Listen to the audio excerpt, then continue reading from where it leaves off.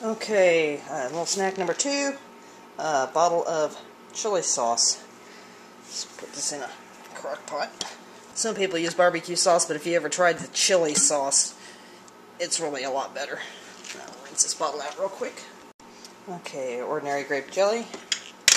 And probably pretty much like equal amounts of this as to what the chili sauce is. Maybe not quite as much. And a package of little smokies.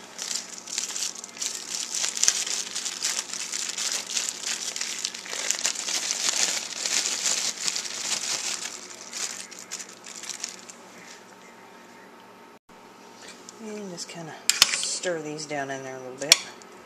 These will shrink up as they cook.